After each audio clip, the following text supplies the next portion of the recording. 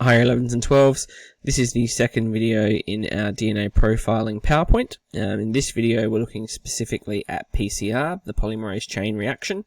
This is an important part in creating a DNA profile. This is not one of the parts that we're going to be able to actually do a mock of in class. We don't have the equipment unfortunately to do that, but let's have a look at what PCR is regardless. So polymerase chain reaction. Basically, it's a technique that we use to multiply the quantity of a chosen DNA segment. So say, looking in forensics at a crime scene, you find a little bit of DNA, and maybe it's just a little bit of blood on a knife or a shirt, etc. There's not enough DNA there to run all the diagnostic tests that you physically need to run.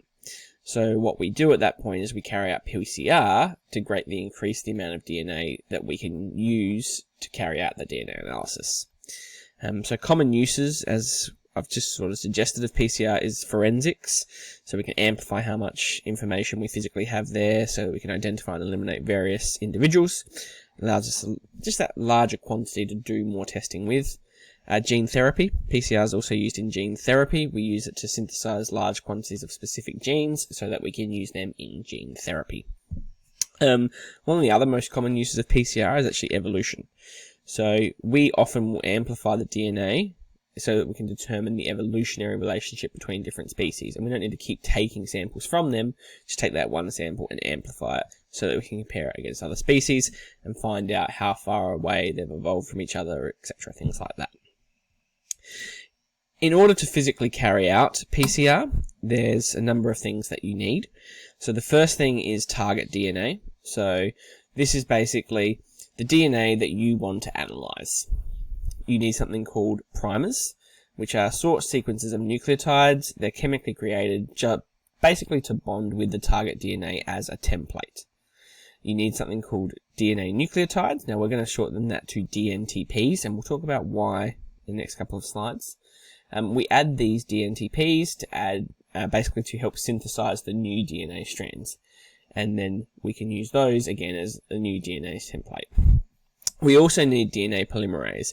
Now it's important with that the DNA polymerase is not taken from humans. Okay. Again, we'll talk about that on the next slide.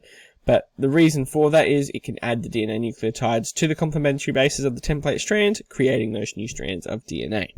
So the steps that we follow to carry out PCR is, the first step is we increase the temperature inside the thermocycler, which is where PCR takes place, to around 95 degrees Celsius. The reason for that, it causes the hydrogen bonds in the polynucleotide strands of the DNA to physically separate, so we end up with two strands of DNA rather than the one molecule all wound together. The thermocycler will then have its temperature decrease to around 55 degrees Celsius, allowing the primers to anneal to the separated strands of DNA by bonding to the complementary bases with hydrogen bonds. At this point, the temperature is increased again to 72 degrees Celsius, which is the optimum temperature for the DNA polymerase enzyme to work. Now, DNA polymerase will extend on those primers and start to create new polynucleotide strands using those DNTPs that we talked about on the last slide. Now, the reason we're not using human DNA polymerase in this is we're doing this at 72 degrees Celsius. At 72 degrees Celsius, DNA polymerase is not going to work because it works best in our body at 37 degrees Celsius. So this is way above its tolerance limits, and those enzymes would denature and wouldn't be able to be effective. So we can't use DNA polymerase from the human body at this point. Now, what happens then? Okay, that cycle takes about 5 minutes, and it's repeated about 30 to 40 times to create many copies of DNA. Okay, every time this cycle of these 3 steps is completed, you're doubling the amount of DNA that you've got there. This will keep going, so like we said before, 30 or 40 times, but it'll keep going until factors like the primer concentration or enzyme concentration or DNA nucleotide concentration become the limiting factors. We physically don't have any more of them in the solutions for PCR to continue.